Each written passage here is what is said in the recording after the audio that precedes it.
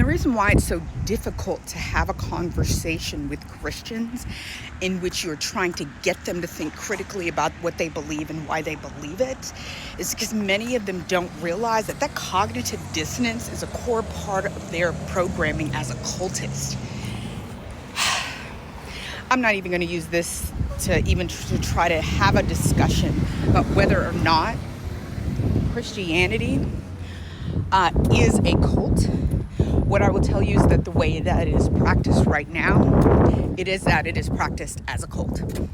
People are not, and quite frankly, it's a core error in the founding beliefs of the religion within and of itself, because it requires that you believe without any evidence. You are required, okay? You're required to believe in that which you cannot see and cannot hear based on the word of another man. And the only way you can do that is you do it without question. That's when the core failings of Christianity. and I don't want to go too far into what I've started to write about, but that is an error that you cannot heal unless you break the will that is Christianity, the system that is Christianity, and the systems associated with and the systems that it reinforces. And you reform Christianity. It is a clay pot that has to be broken and reformed. And that's scary for people. That's scary because that will involve challenging things that they hold dear without question.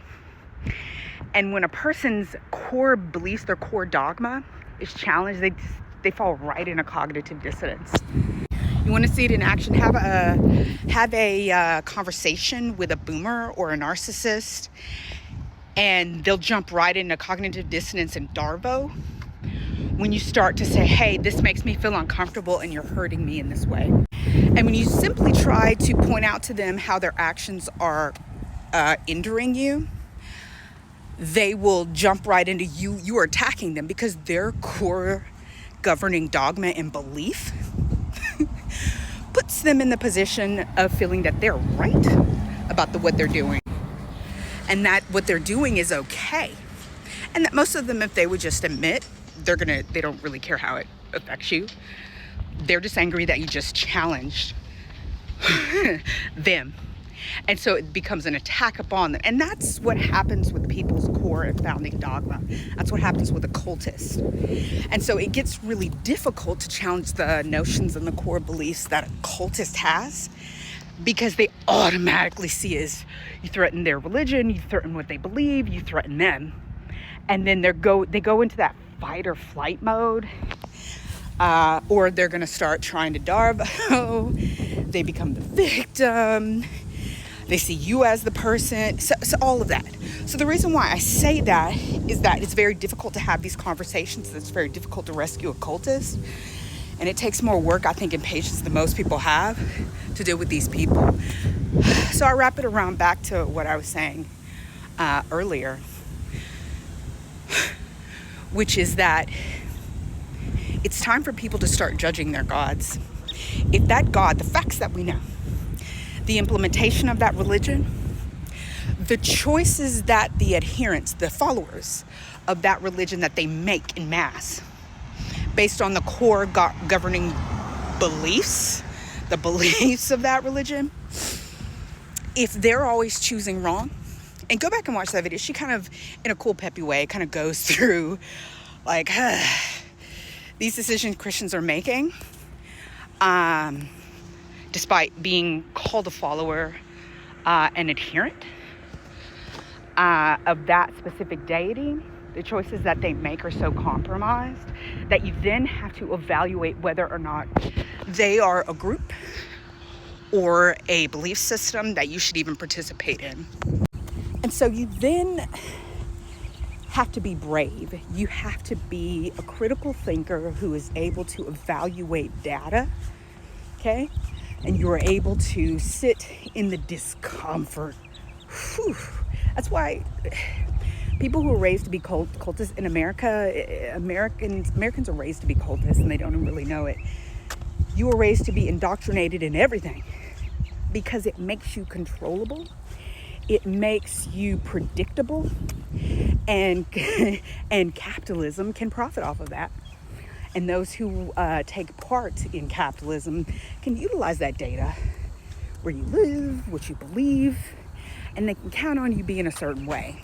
Whew, sorry, I lost my train of thought. It's too much going on the road to record.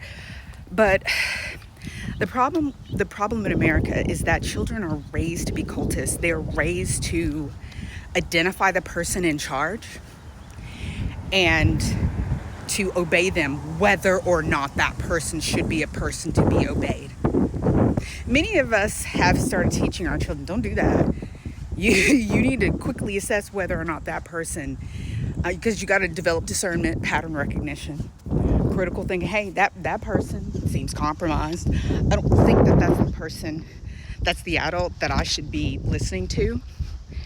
And so many people don't develop that. What they develop is a in-group, out-group approach. This is something I know that if I'm going too far into the minutia, just let me know. But people in America operate in that in-group, out-group approach to things. It's not critical thinking. It's tribalism. And they make their decisions with a very lazy approach. You're not in my group. You're not in MAGA. You're not a Democrat. You're not a conservative. So at all costs, I'm going to adhere to and be an ally to my group, but not yours. And it's destroying our country. The reason why people are also indoctrinated into that, because that's how white supremacy works.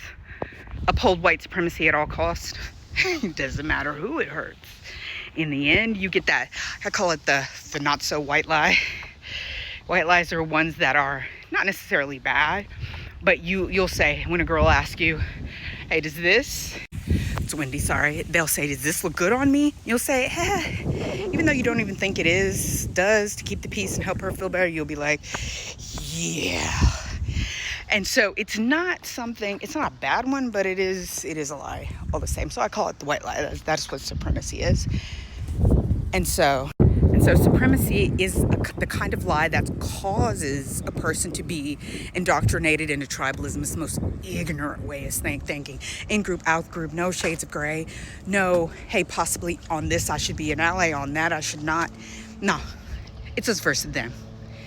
And it puts people in very short order at each other's throats for reasons that if they would just stop and think about it, hey, that white supremacy, that's for rich people.